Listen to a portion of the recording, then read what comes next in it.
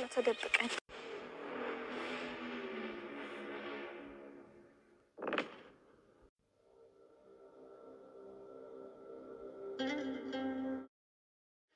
እማዬ ደስ ብሎኛል። እማዬ ነግሬሽ ነበር እኮ ዮናታን አገባሻለሁ አለኝ እኮ እማዬ አገባሻለሁ አለኝ። እንዴ ምን እውነት ነው ናት? ኧረ እኔ አላልኳትም እማዬ። ምንድን ነው ያልከኝ?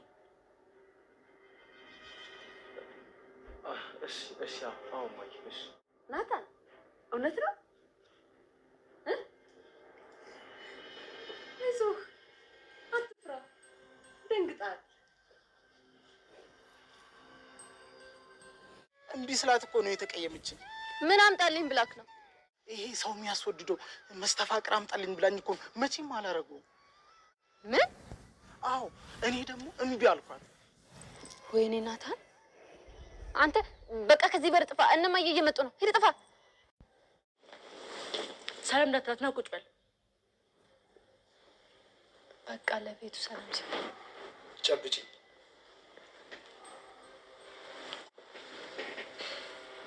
እዚህ ጋር ቁጭ በል። እንዴ ኤቢ ምን ነው? በሰላም ነው? አንቺ ደግሞ ቅድም ያልሽ ነገር በኋላ እናወራለን። እሺ ደግሞ ያፋደየ አለቆም አገኘው።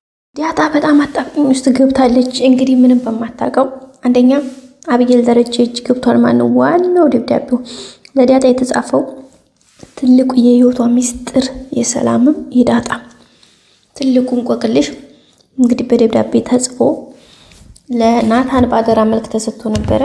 በዛም እንግዲህ ያን ያደራ ደብዳቤ ሰላም ለናታን ስትሰጠው አይታ ስለነበረ አብይል ያ ደብዳቤ እንግዲህ ከብዙ እንትን በኋላ ከናታን እጅ ገብቶ ነበረ። ናታንም እንግዲህ ሲሸሽግ ሽቅቡል ሲያደርግ ታንዴ ሶስቴ እንግዲህ ከእጇ ላይ ቢቀማትም በመጨረሻ ግን ደብዳቤውን አብይል ደረጀ አንብበዋለች ማለት ነው። መውሰድ ብቻ በእጇ መግባት ብቻ ሳይሆን አንብበዋለች ኦልሬዲ።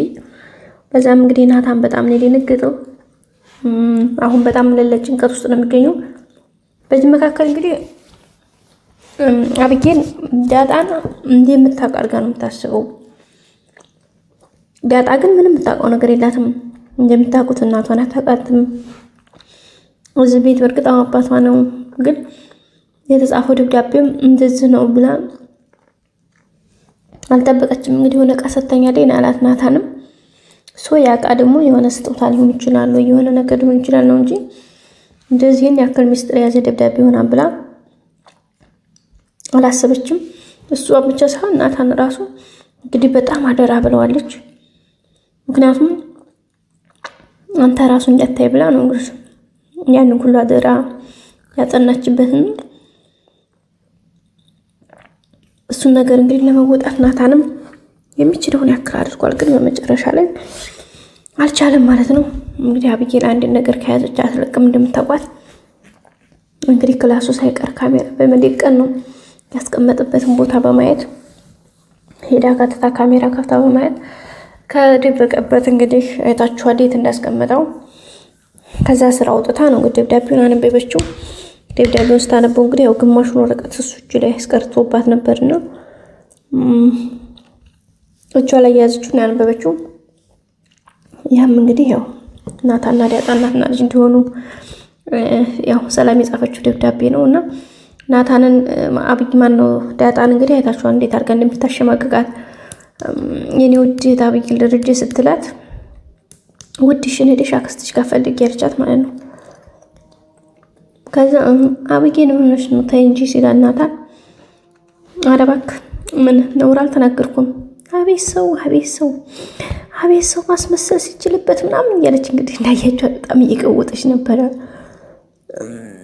በቃ እንዴት አድርጊ ንገራችሁ፣ በጣም ከሚባለው በላይ ማነው ቤተሰቦቻችን በጣም ከፍ ዝቅ እያለች ነበረ።